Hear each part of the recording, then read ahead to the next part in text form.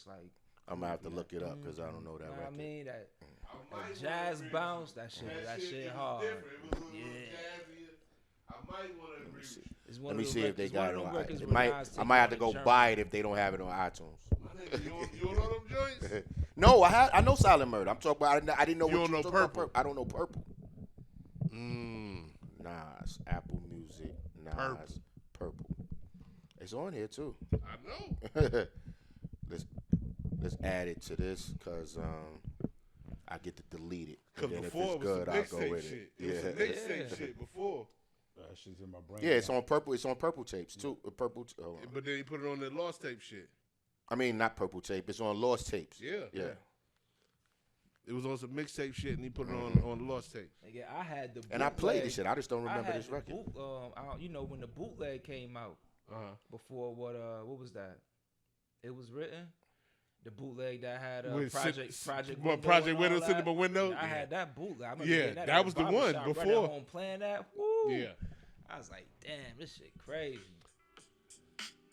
Oh, that's Purple. Yeah. Yeah.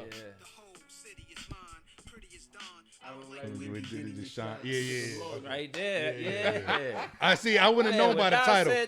I wouldn't know. I didn't know that was the title. Yeah, I wouldn't know by the title. title. I just didn't know that was the title I'm of not the good record. with titles. Yeah. Yeah. That's all. Damn. Okay. Yeah, I knew it was Lost Tape. So. Samara, I'm supposed to be texting her. Where you at? Right here. I don't like the way he did it. To different lawyers. I saw Free put the post up for the catering. Yeah. You know. He pitching Woo on the job. You know what I mean? Yeah, I mean, nigga ain't slick. Trying to fill up some empty days, you know. Mm-hmm.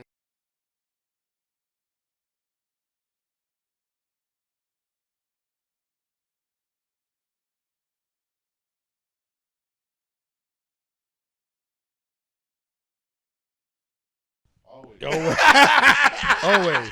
This nigga's a hater. Diana, what up? It don't mean just because I'm recording don't mean it's staying. I'm recording. What you want to do? You want to talk about something? Nah, nigga, we good. What's happening Friday? We got it. Hold on. We're Bitches. going to get to it. We're going to get to it. You ready? Welcome to Daownersbox. We at episode 101. Clap it up, clap it up, clap it up. Yeah. Clap it up. Yeah. Price. Young Free in the building. Scott Free. Yeah. And I round out the trio. I am Seuss. Seuss. Ain't shit. Okay. How was your week, Price? Oh. Sounds like a trick question, my nigga. I want to say my week was my week. This shit was good. Actually, no, the shit was fantastic. Okay. I went out with Louis Price, man. We went out to Vegas. Oh, you did say you was going out. Yeah. We went out to Vegas. I forgot about that. And it was cool. Niggas that was supposed to come, everybody that was supposed to come didn't come, so we was out there cooling. And all that nigga wanted to do was gamble. So did he win? That nigga did not win. The question is, did I win? Did you win? Okay. What you And played? then I lost. Oh. Yeah, we say the ticket stub. Yeah. I don't know what the amount was, but I know you gave it right back to him. Yeah, I did. He said, "No, I don't want this money. Fuck money." Yeah, You don't know how to walk away.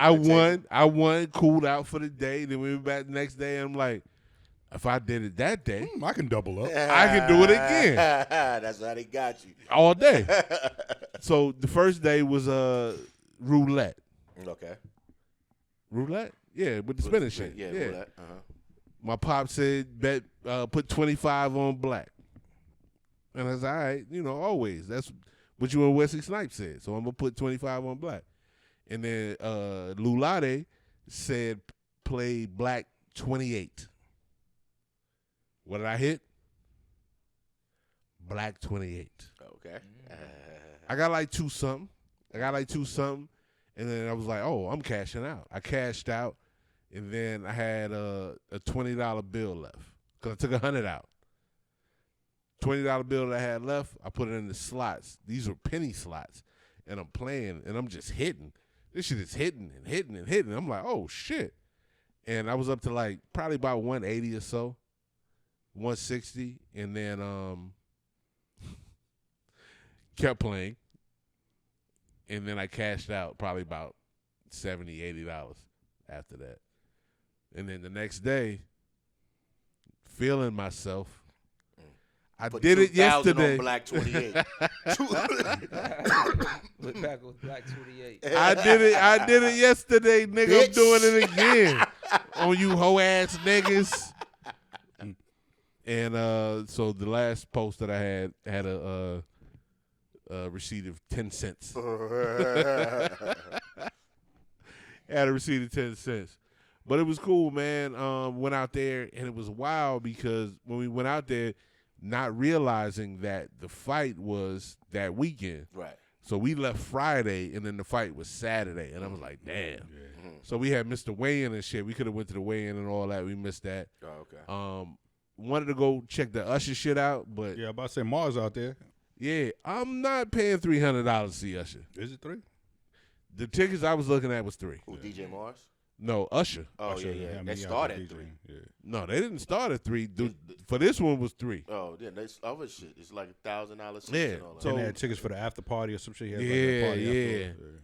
But, you know, I didn't see the tickets for the after party. I looked, but they wasn't there. They wasn't available. But I didn't feel comfortable paying $3 for Usher. Like, I know you, nigga. I'm not going to pay $300. Let me in. Yeah. Yeah. Pause. Yo, Free, what you do this week? I didn't do shit. I had a whack week, but this week is gonna be something Oh, I different. thought you said pause because I said let me in. And I thought you was pausing me on some bullshit. I said pause. Okay, good.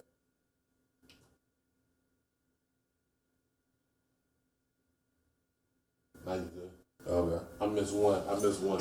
Okay. But we still good. Okay. I got all that. All right. Yo, Free, what you got into? I didn't do nothing. I was chilling with the kid, man. And she got testing all this weekend, so we was working on that stuff. And I'm good. They this still weekend. do that shit? What? Yeah, they what tested. they call it? What they call it? GMAS? You don't know. No, it's GMAS. GMAS. I can't remember what they call Don't it. ask me what GMAS means, but it's GMAS test. Word. Yeah, so, Genocide. genocide, mass incarceration. All that, nigga. I don't know, but yeah, she's getting ready for high school, so Okay. doing that. She's And about to tell you where to go and how to get there.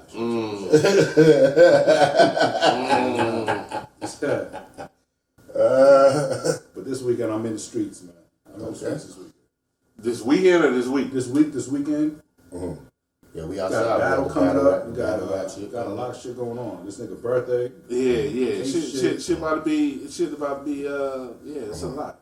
There's a lot happening, and I'm like, damn. I Do got I my want to do all cooler this? right there, ready, bringing my chair. You want me to bring a chair for you, or you gonna try I'm to? gonna bring the shit. All right, man, because you know, you be sitting on the side For pulling up the battle rap shit. shit. Yeah. We got the battle rap nigga in the building though. Yeah, we gonna get there. We ain't get. We gotta get your week first.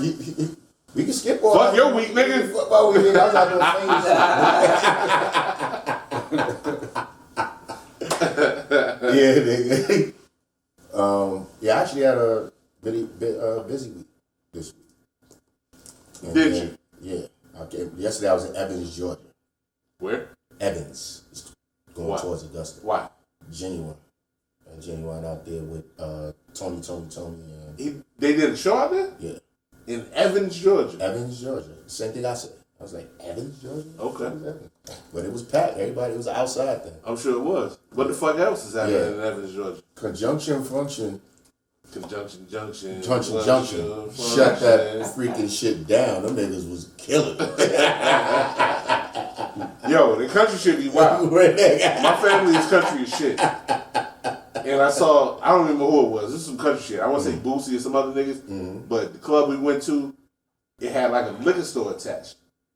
I've been in one of those. And They got one. so niggas was just buying bottles. And niggas was in the shit, but everybody had bottles. Right.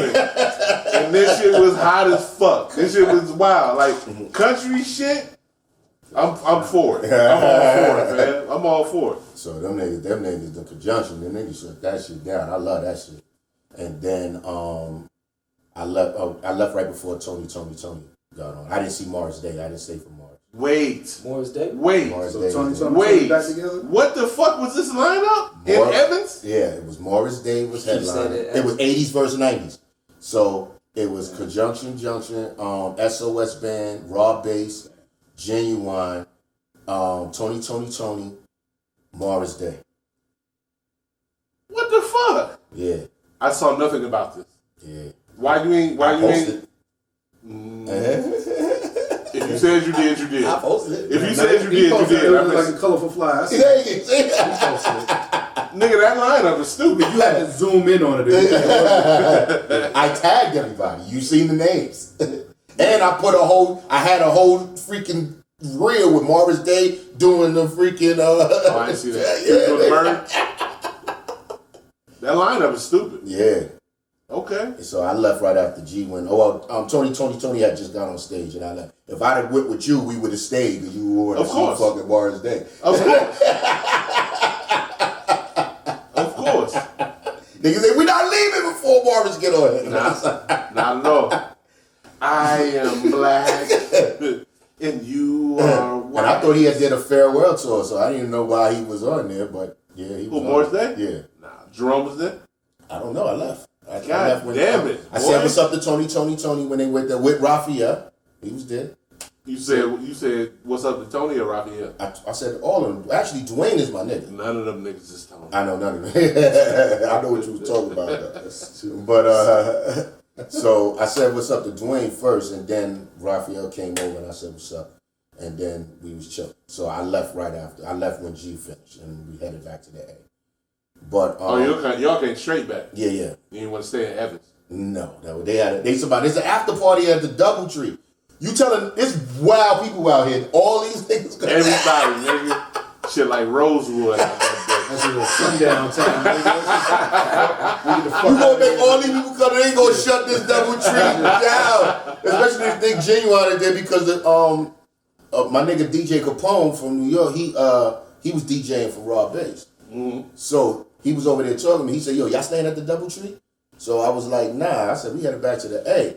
And then right after that, I heard them say, "Yo, after party at the Doubletree Ballroom. If you got your tickets, you can get in for a half price." I'm like, "You is not sitting." All these people think every artist is staying at this Doubletree. It's about to be bananas. This old coochie. Nah, nigga, I'm cool. That's how you do me, sir. You don't call me, you just fuck me, suck me, and then leave me. You ain't want none of that? Nah, nigga, I broke out. It sounded like they was out there. It was a sea of old people way to the back. Indeed. So, but it was a good joint. So I came back yesterday, and been chilling because I've been chilling. I've been on my cleanse shit for 7 days. Yeah, you've been chilling. You getting ready. Yeah, because I'm about to destroy my liver. You getting ready. And I was looking at it, I'm like, fuck, damn, I fucked up. All right, nigga. I flushed my liver. I'm doing everything right now. So I got a full liver cleanse, colon cleanse. Well, this is 7. This is my last day. I'm technically supposed to. 7 days, no liquor, no cigars. No cigars, no nothing.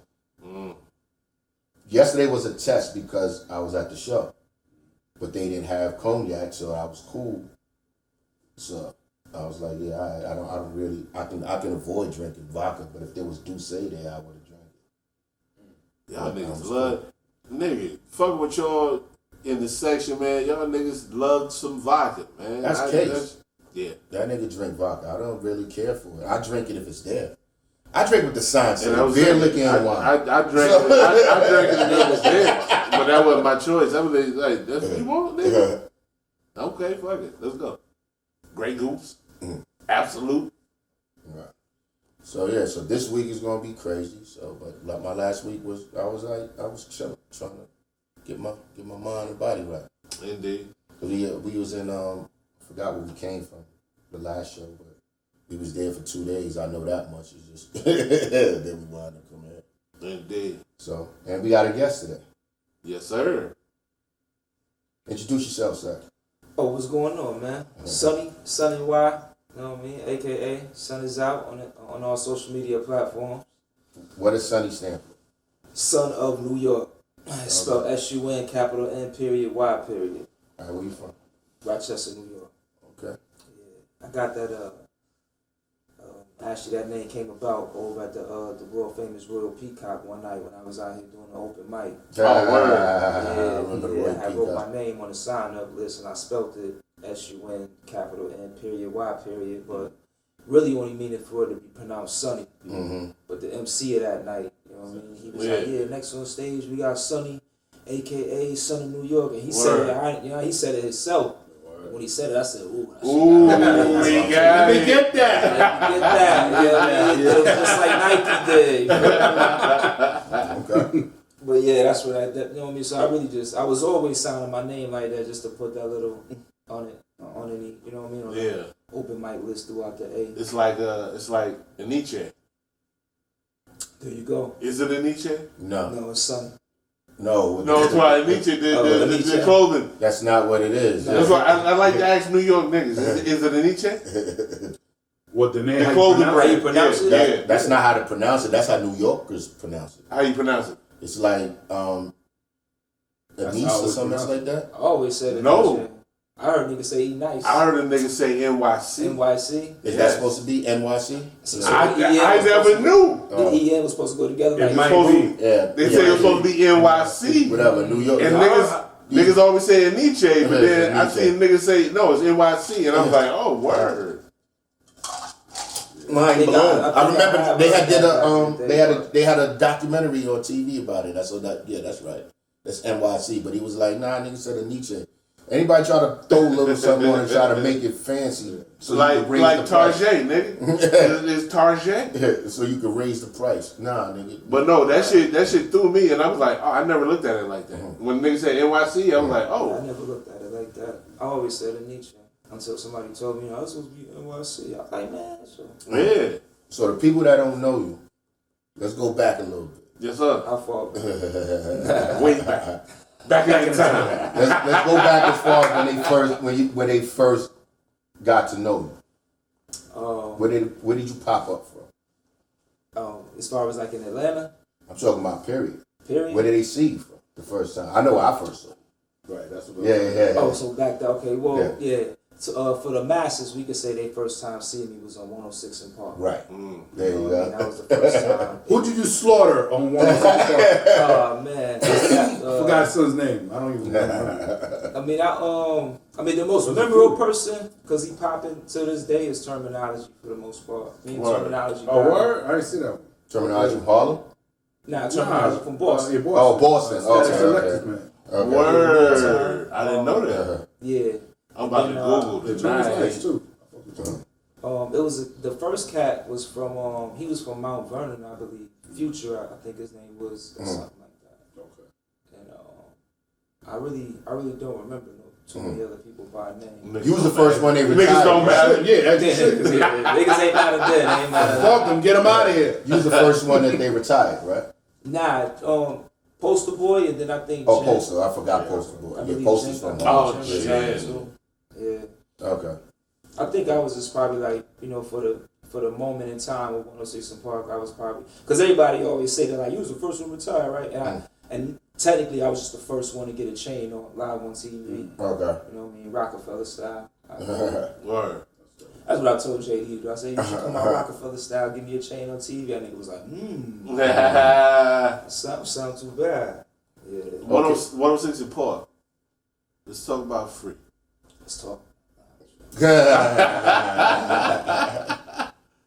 I don't know what I want to know. I just did you shoot your shot?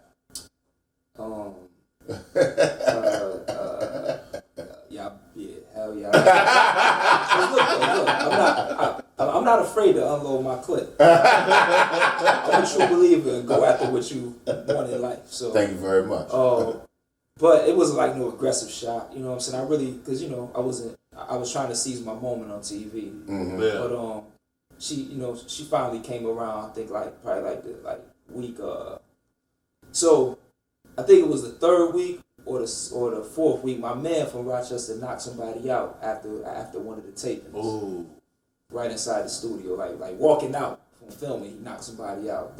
One of the dude I was battling, one of his homies got like slick. You know what I'm saying? It was like, yeah, niggas is from upstate New York anyway. That's like the burbs.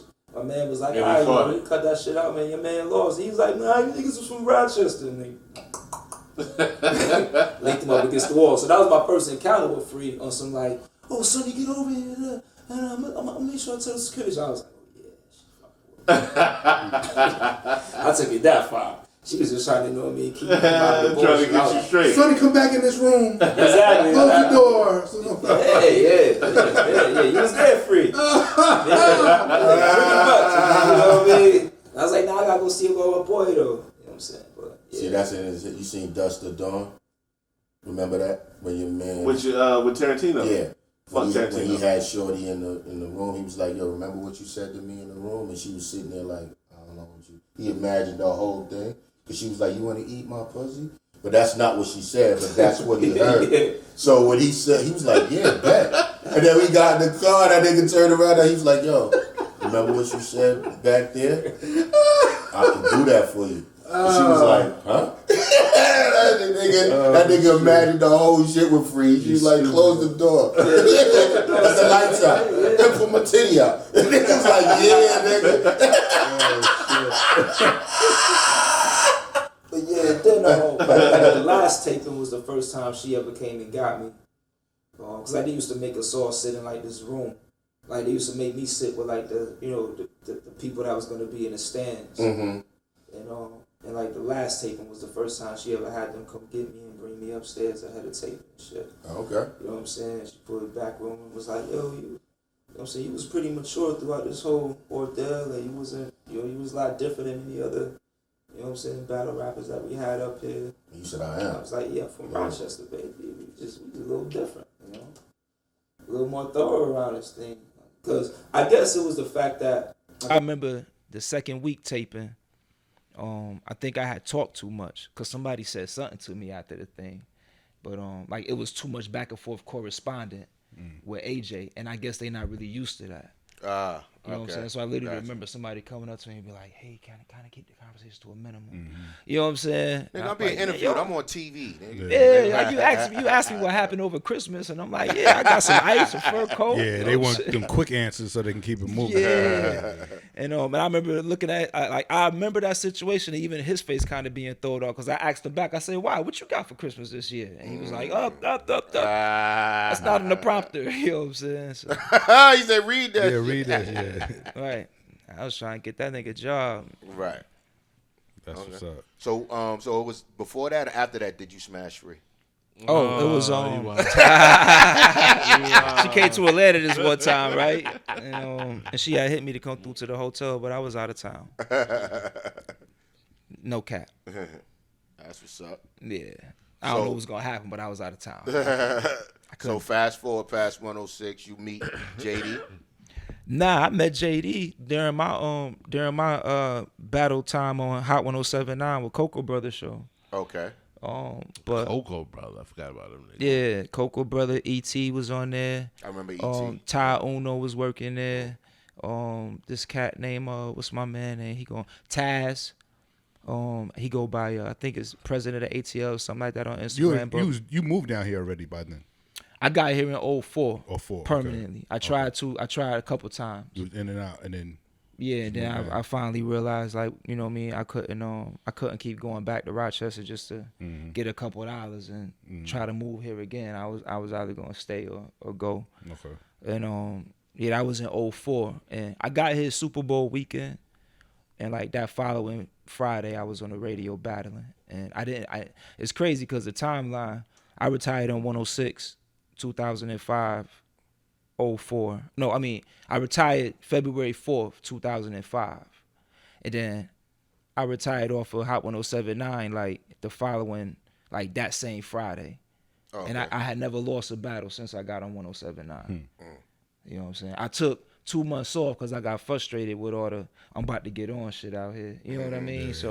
And then I was with I was with this girl I was dating at the time, and her mother had called her and was like, "Where you at with Sonny?" And she was like, we leaving a haunted house. I'll never forget. It was like I told her, we leaving a haunted house, and she's like, "Well, they talking about he need to come up to the radio station and this, that, and the third. BT up there or something looking for him. Look, if he gonna be talking about he trying to chase rap, that's where he need to be at then." You know what I'm saying? It was off the radio, like, you know, my name was kind of popping in the streets of the A, just on the radio alone. And you know me and my crew. Go ahead. When 107. Hot 107.9, yeah. They was still 97. Hot 97? Nah, it was Hot 107.9. Downtown on Wait a minute, you didn't do the changeover when they went from 97 to 107? You mean nah. No? Nah. I got here in 04. Okay. Yeah, all I ever knew was Hot 107.9 and Cocoa Brother. Okay. Yeah. Yup. And I guess like BT had came here to look for a Southern rapper to represent the South on 106. Right. But people was calling the radio like, "Man, where that dude SunNY at, man?" Ooh.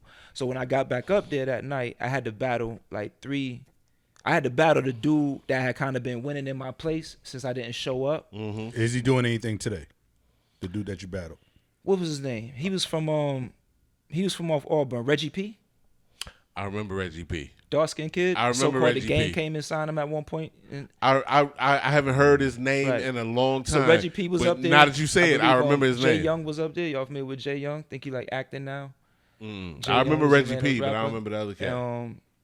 I know Jay Young was up there. And then what's my boy name that was signed to Rick Ross from Atlanta? Mass Pike. What? No, not Mass Pike. He from Atlanta.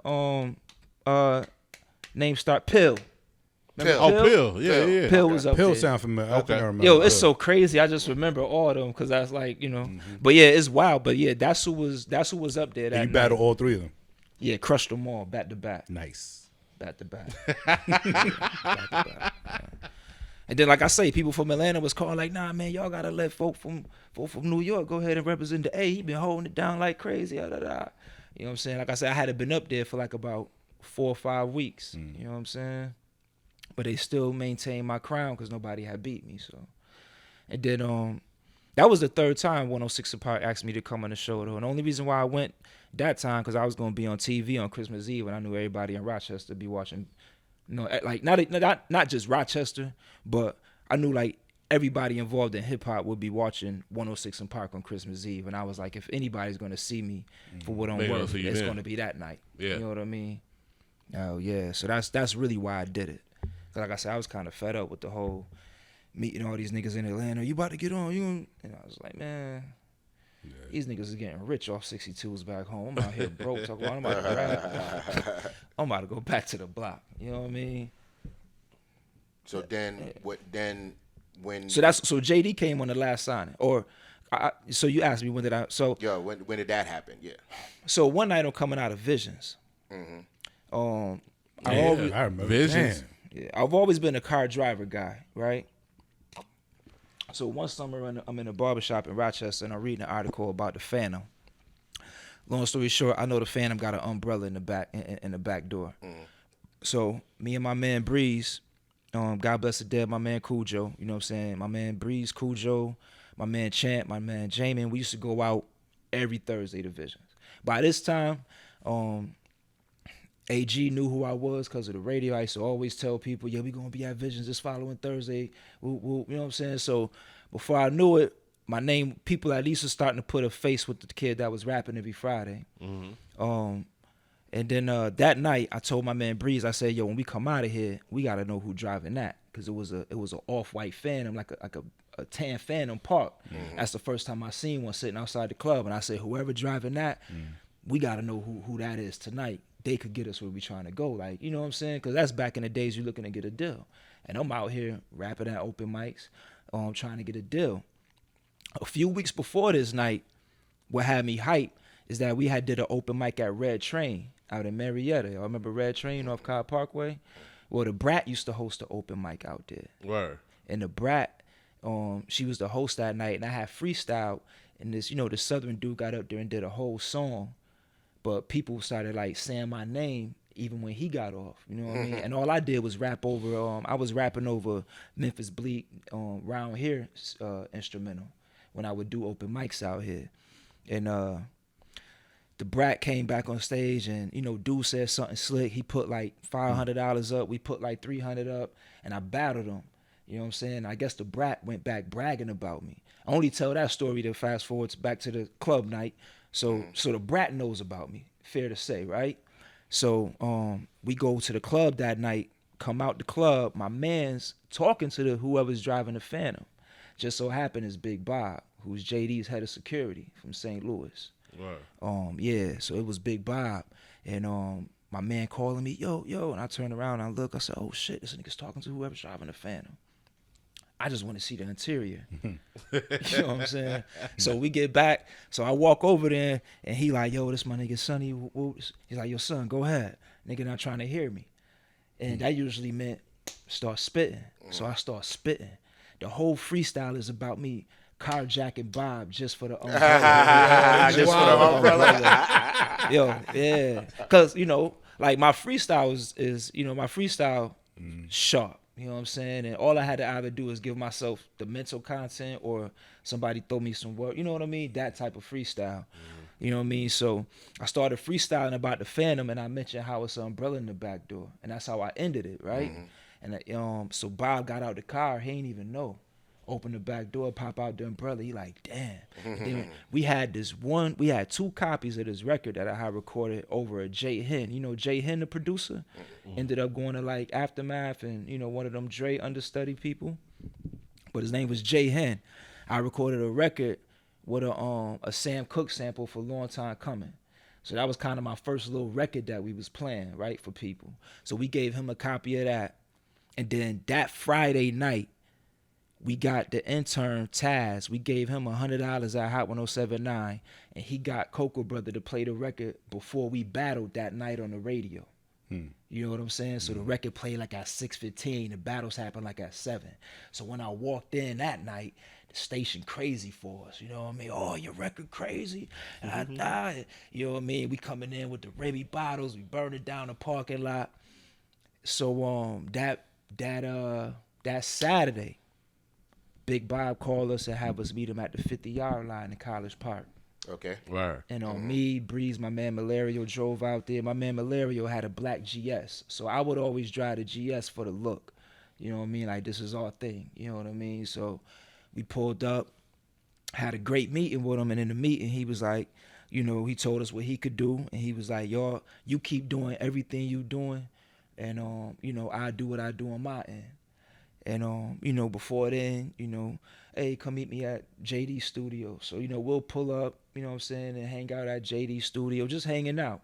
You know what I mean? JD will walk past, not speak. You know what I'm saying? That's his personality. You know what I'm saying?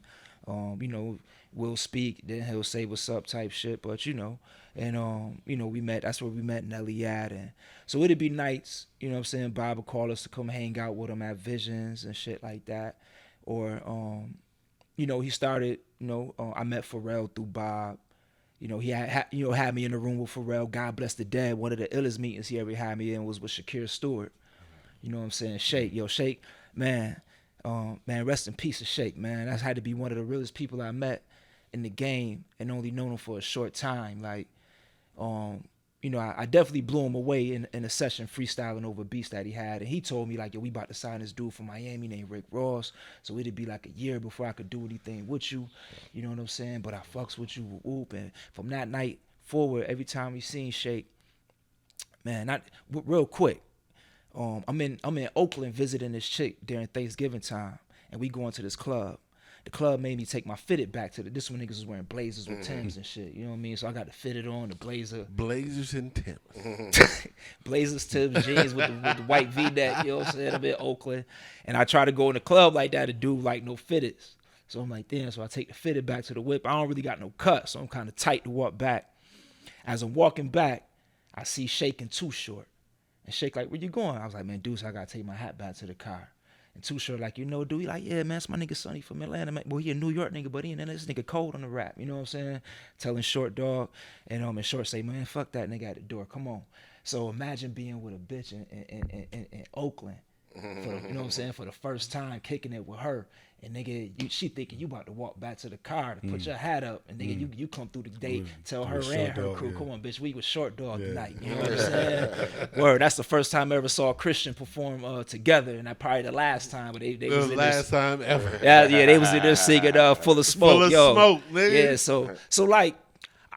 I say things like that just to say, man, like, it's shit like that happened in my life throughout this journey that really gave me validation to be who I am till this day. You know what I'm saying? Because, you know what I mean? Because what's the chances of running into things like that while being on this hip-hop journey as SunNY? You feel me?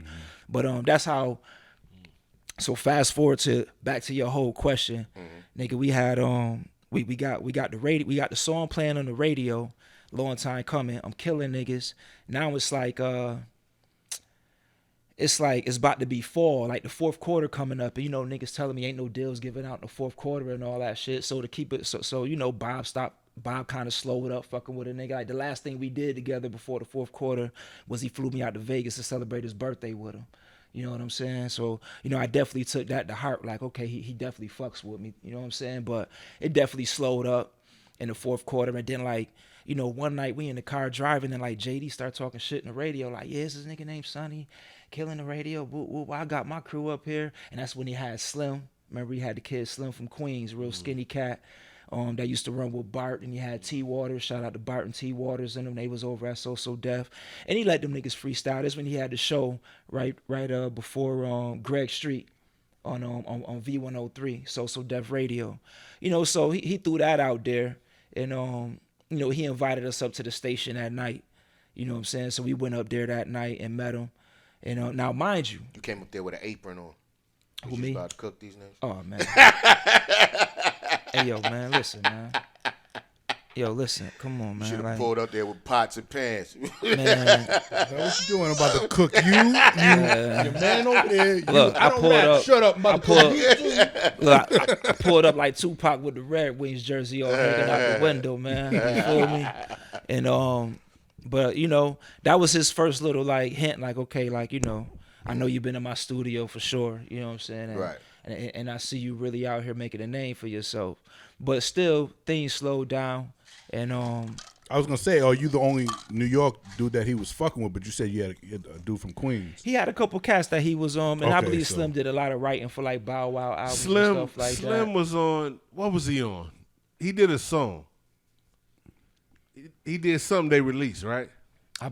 So you may be thinking That about was the Rock. other kid, That was Rock. That was He Rock. was on a That's what I'm thinking remix. about. Rock That's was what on a I'm thinking about. on the remix. Jagged Edge. Yeah. Little That's Bow what Wow. that's what I'm I thinking remember about. that. I remember that. Right. Yeah. So Rock was there before Slim.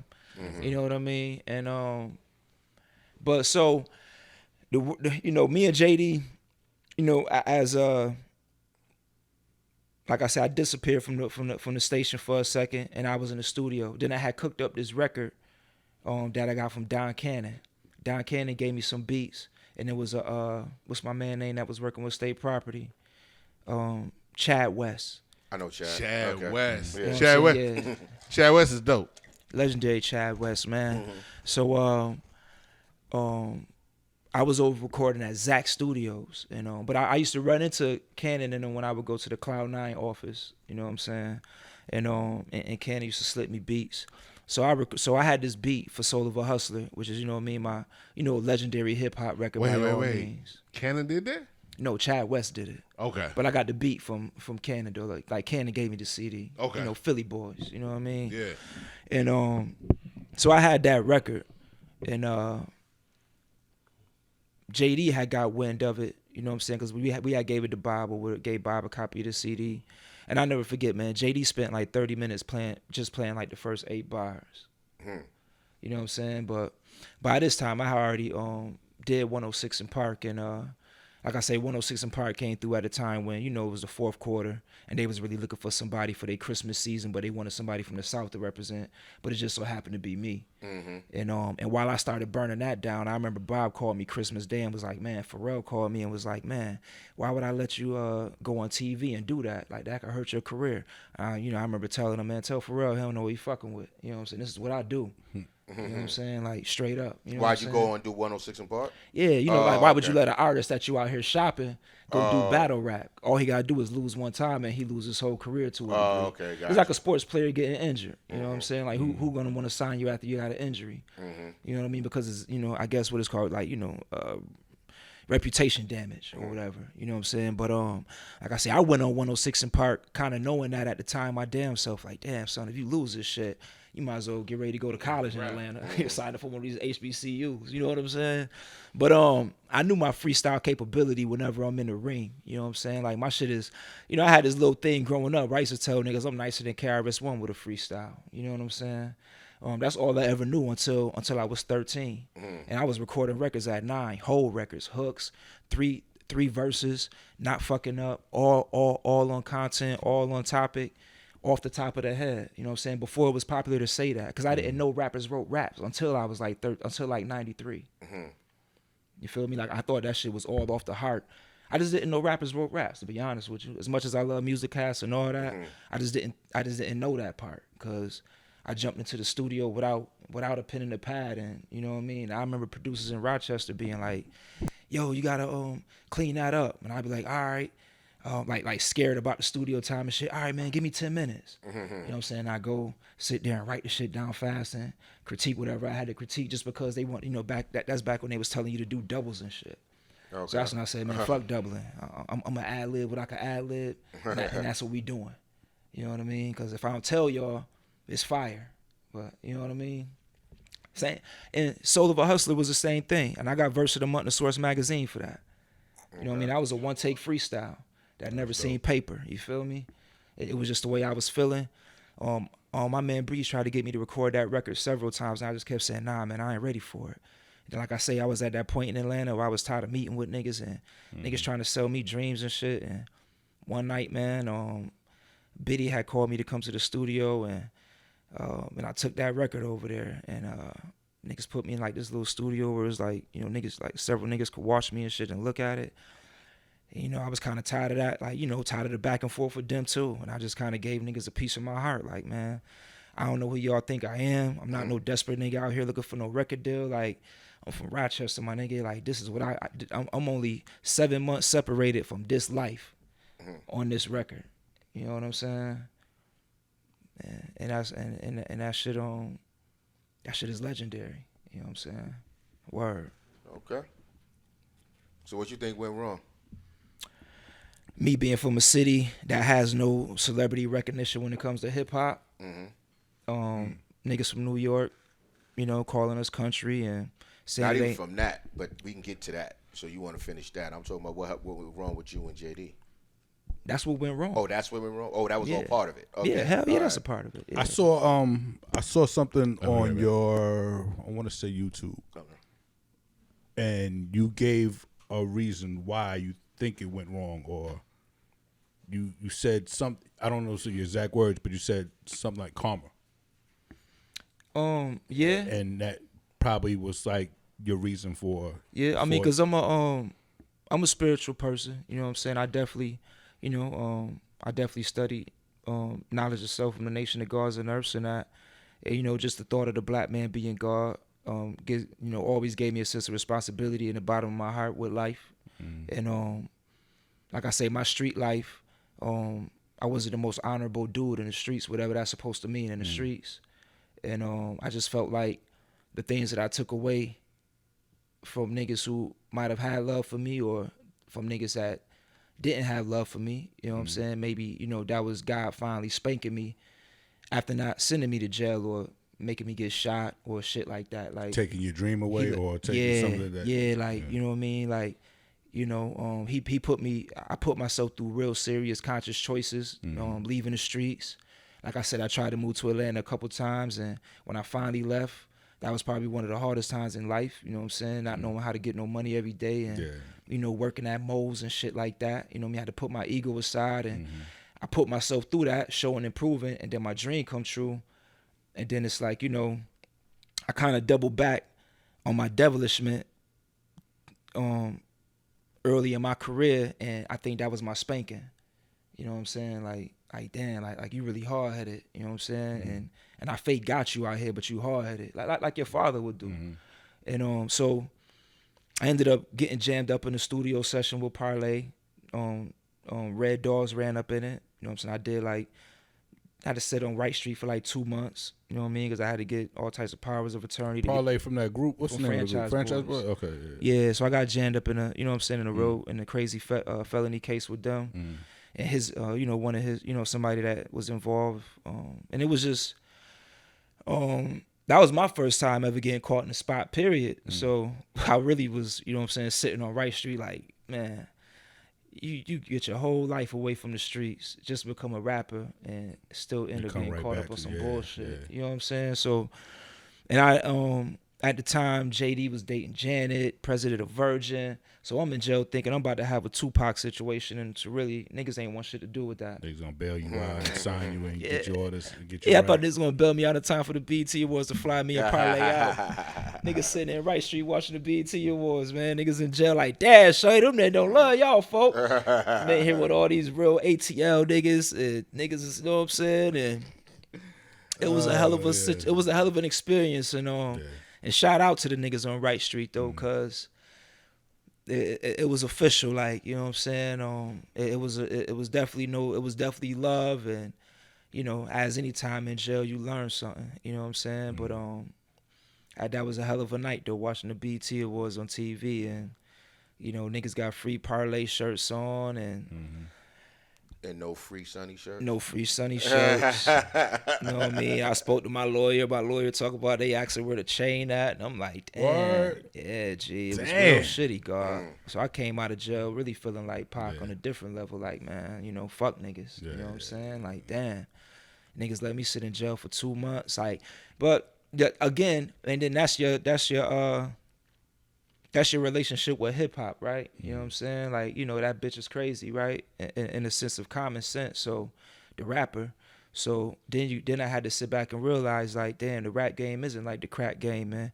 These are not all these, 85% of these niggas are not converted street niggas. They're educated school niggas with degrees in business, and they involved in hip hop. So that was another harsh lesson to gravitate to. Like, damn, you on the outside of hip hop thinking it's like the street. So me and my niggas is moving like that, only to run into etiquette classes and shit. And that was a big turnoff. You know what I'm saying? Cause I'm like, yo, this shit is supposed to be controlled by niggas, right?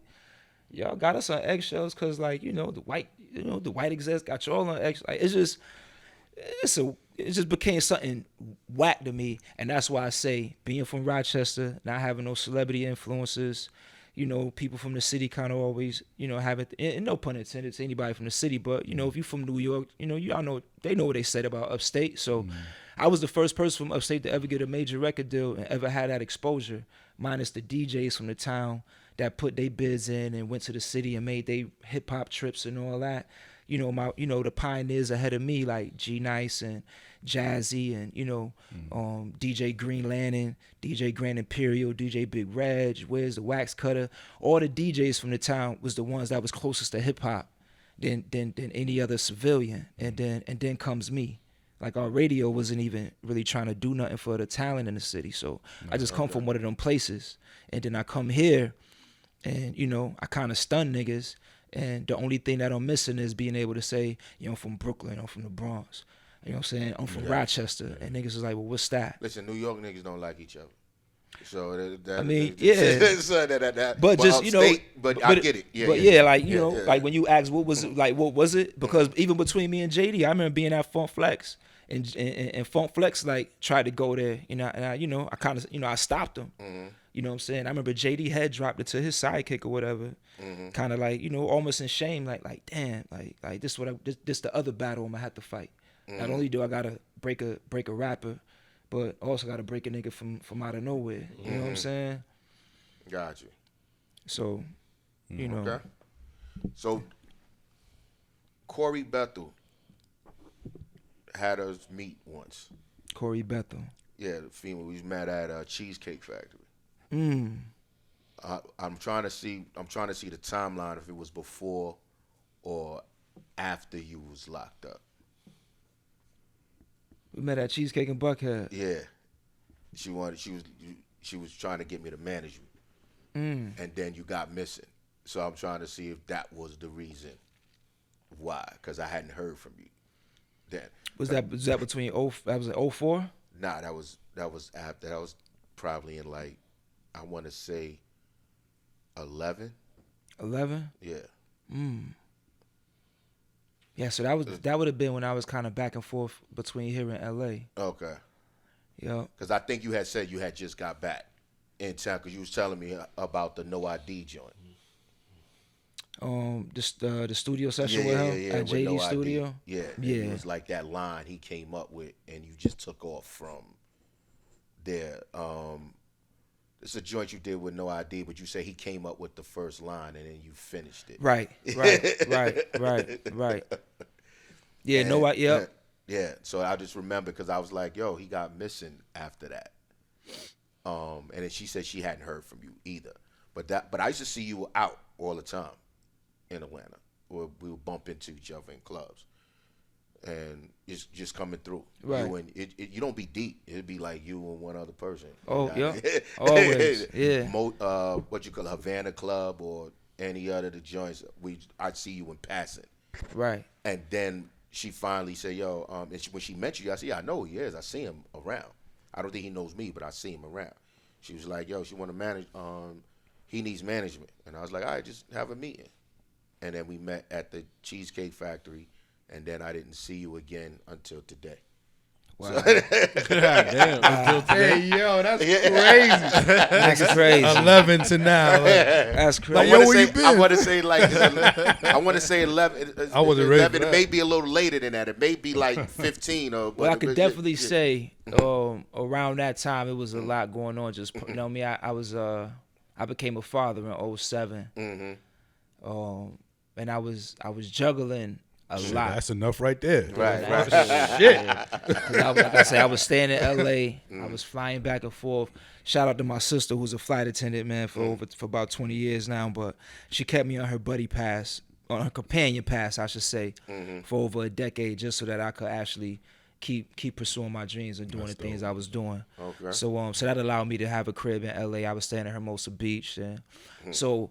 I could definitely say between 07 and about 2012, I was even in Houston for a year. Like, I had did a project with an independent rap label out there, so I was definitely just maneuvering. And then it's a group called Deuce of DeVille, and I ended up doing a lot of writing with them out in California. That's what actually made me stay out there. So during that time, I could honestly say I was probably caught up in the space in between, like, moving on as well as keeping one foot in. You know what I'm saying? Got you.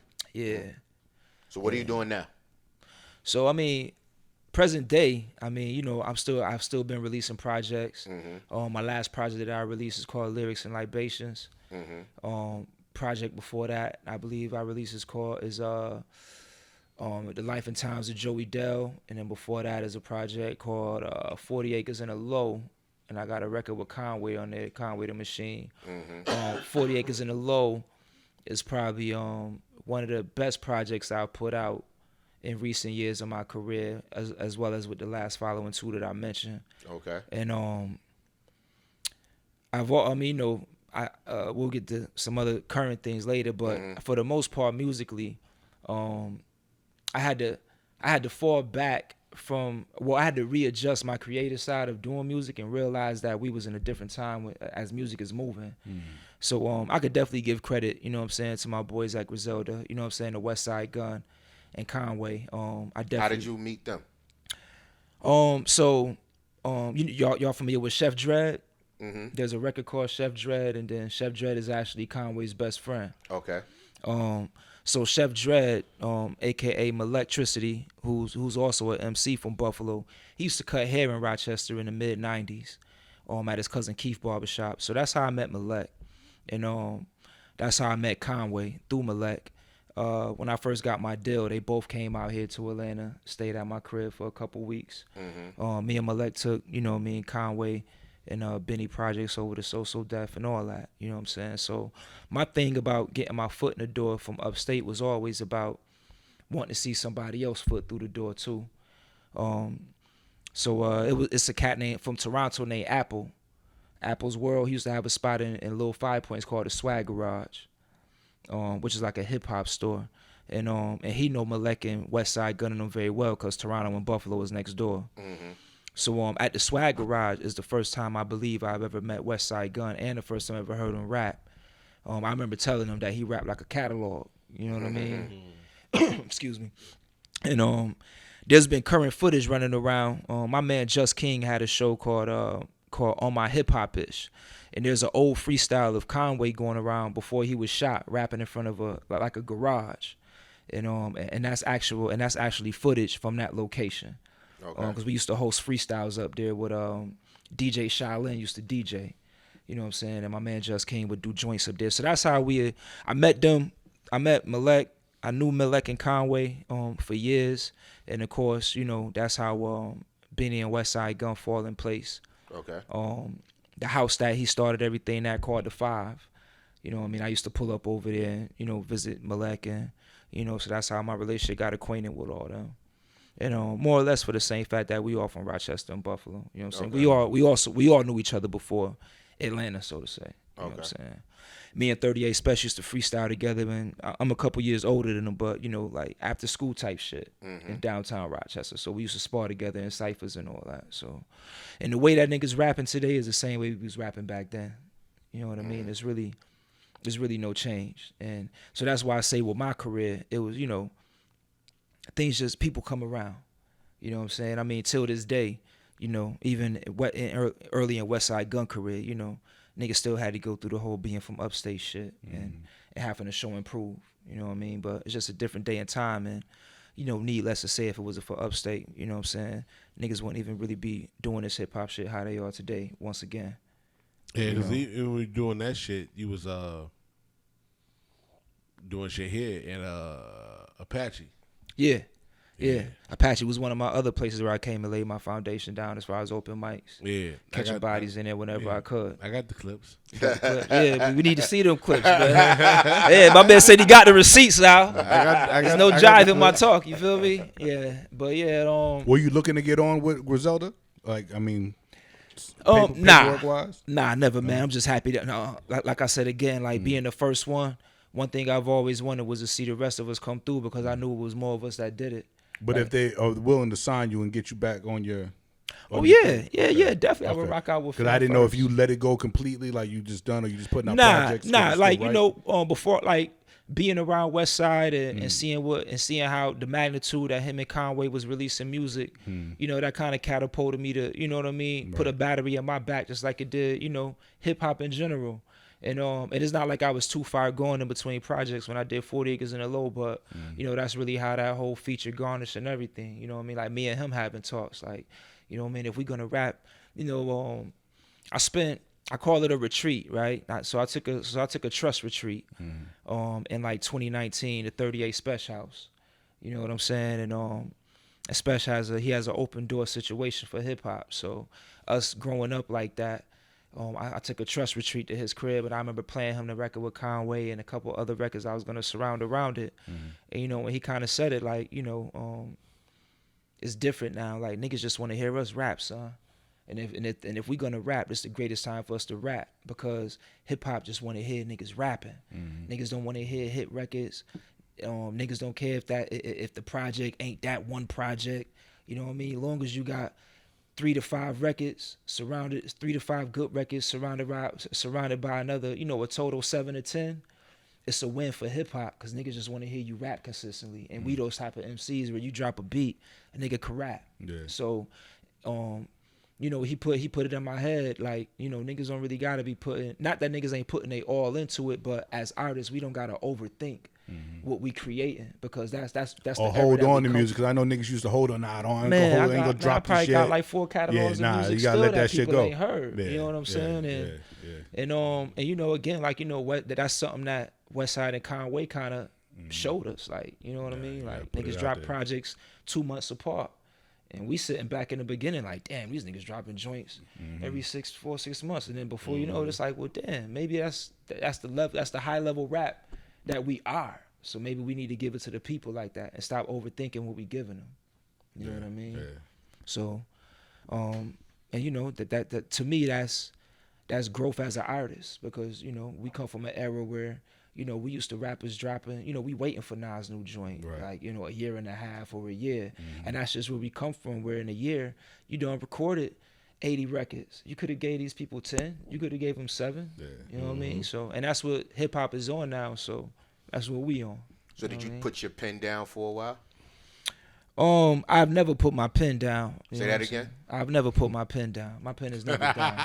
It's Say always that one more time. my pen is never down. That's what I'm talking about. It's always just waiting for like, yeah. My pen is. He's waiting for one of y'all niggas to say something crazy. Yeah, man. I mean, you know, this shit is like Pippin, man. You know what I mean? You're never done. If you ever done, you never was one. You feel me? That's all right. Continue.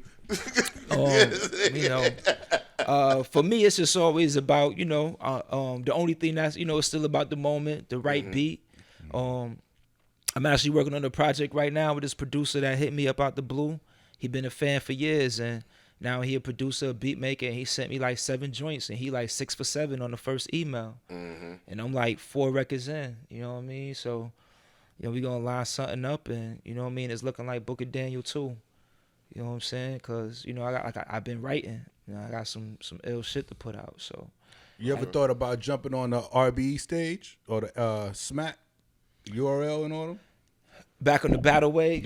Yeah. So I've always said this, right? And I've always felt this way. And maybe it's old school, but I've never considered myself a battle rapper. Especially at the level and craftsmanship that they battle at today.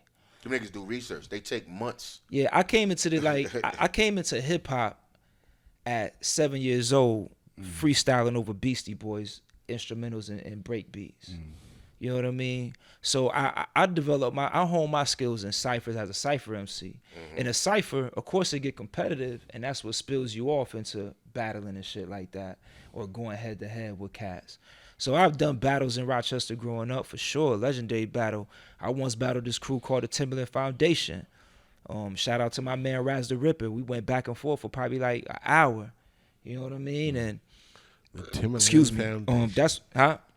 Timberland Foundation. Yeah, they was called Timberland Foundation. Some real grimy, boot leaning type street niggas that could rap. Shout out. Camp Click, so they became the. They became Timberland Foundation. You know how it go. You know what I mean? We from upstate Rochester, so you know how it go. Shout out to my man C Clip and all of them. And but when it came to me coming to Atlanta, it was the same thing. Like, only reason why I went to the radio is because I knew I could hold mines against any rapper when it's time to rap. I knew I could make myself look better, sound better on a mic.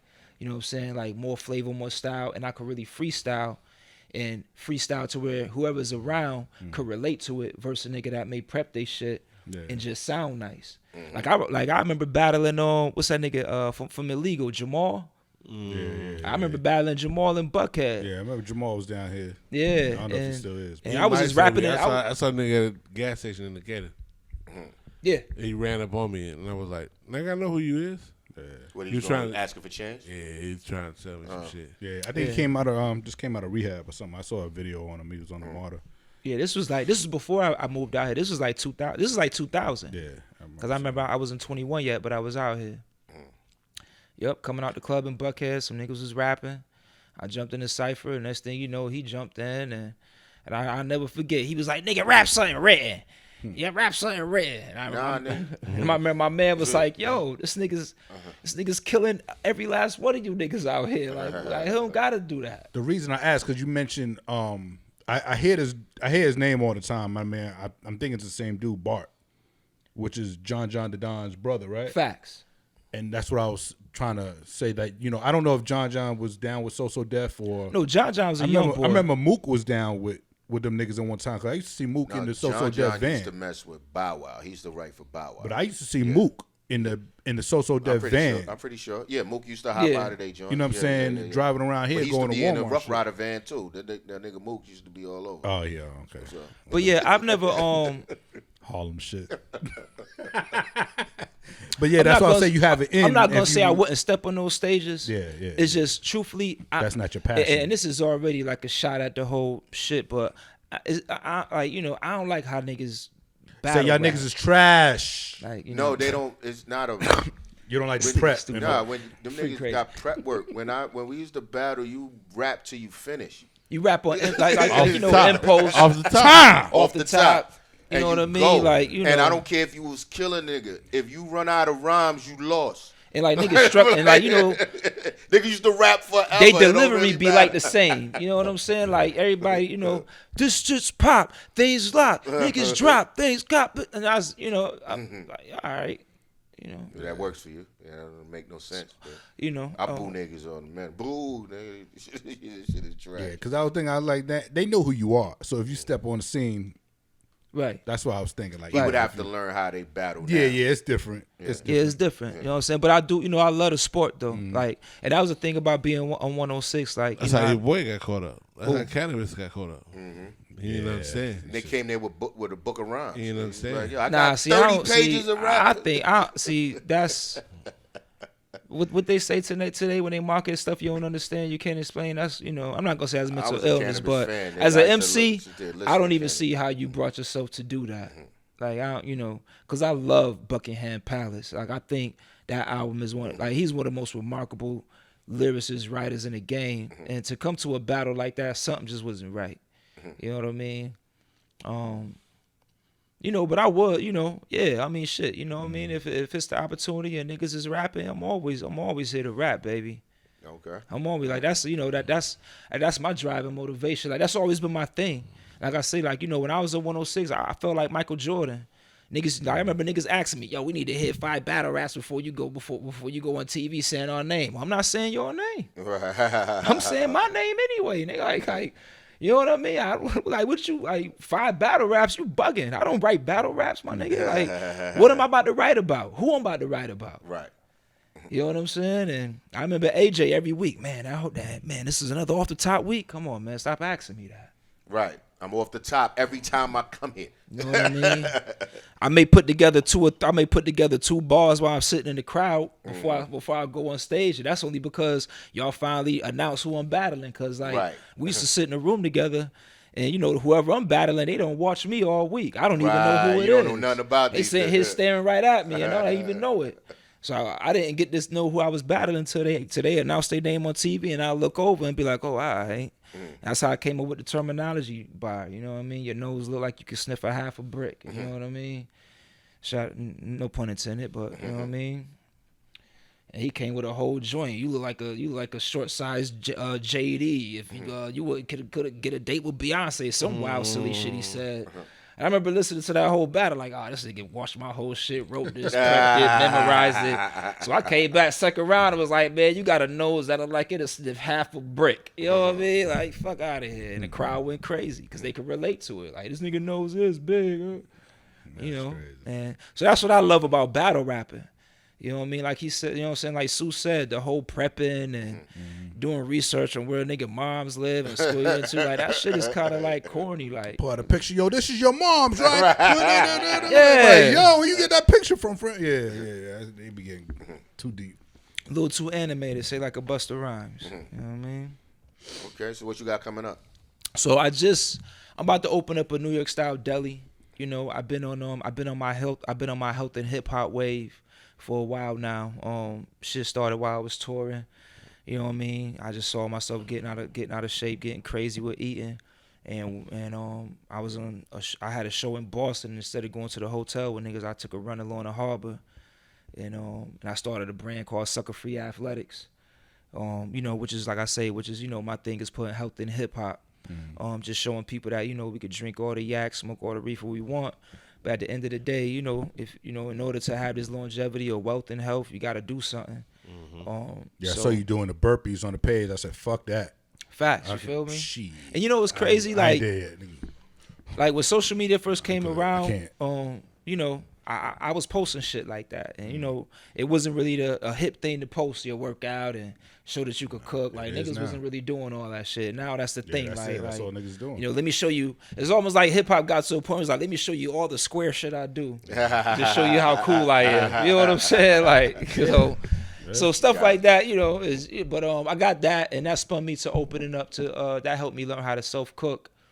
So I'm about to open up a deli out here in Atlanta called Hudson and Alphonse, Okay. which is named after an intersection in Rochester where an Arab stores sit at. That's what I was going to ask you. I was going to ask you what that. Hudson and Alphonse. Yeah, so Hudson and Alphonse is definitely a legendary block in the town. It's not my block per se, but I'm a main street over from it. But when we used to shut down the spot late night, you could always count on Sham Sham to be there until about 4 a.m. going there. Sham Sham is the Arab brother name. And Sham Sham made the best steak subs in the city. Always halal steak, halal chicken, cheeseburger subs. So I'm just opening up a deli to honor that block, honor that neighborhood, and definitely bring a taste of Rochester to Atlanta because it's some of the best everyday food that you could have. You know what I mean? So Ain't better than 110th Street. Huh? Ain't better than 110th Street. Man. Challenge. Yo, yeah, we could do that challenge, man. Cause see, look, Challenge. see, like the chopped cheeses the in Philly cheesesteak, like the name Philly cheesesteak, the name chopped cheese. Those are global staples as far as mankind go. Like, you know, somebody could come from Japan, They know what a chopped cheese is, right? But like in Rochester, we grew up on steak subs, and we didn't call them chopped cheese or cheesesteaks. We called them steak subs. Right. We called them steak subs. We didn't call them Philly cheesesteak. And our joints come with this thing we grew up on called ball sauce. You know what I'm saying? So like we don't know nothing but that. Just like somebody from Philly don't know a cheesesteak other than ketchup and cheese whiz, which to me is nasty. My first time to Philly, man, they made me get out of line. I asked for ball sauce. I was like, cheese whiz or ketchup? I said, what? Ball sauce? He said, cheese? And what? I said, ball sauce. He said, cheese whiz or ketchup? Move. Slid my shit down. And but yeah, so yeah, I'm looking to take on the challenges though, man. I'm looking to take on the challenge for the chopped cheese, take on the challenge for the Philly cheesesteak, because the steaks are gonna reign supreme. You feel me? So you doing the chopped cheese and all that shit?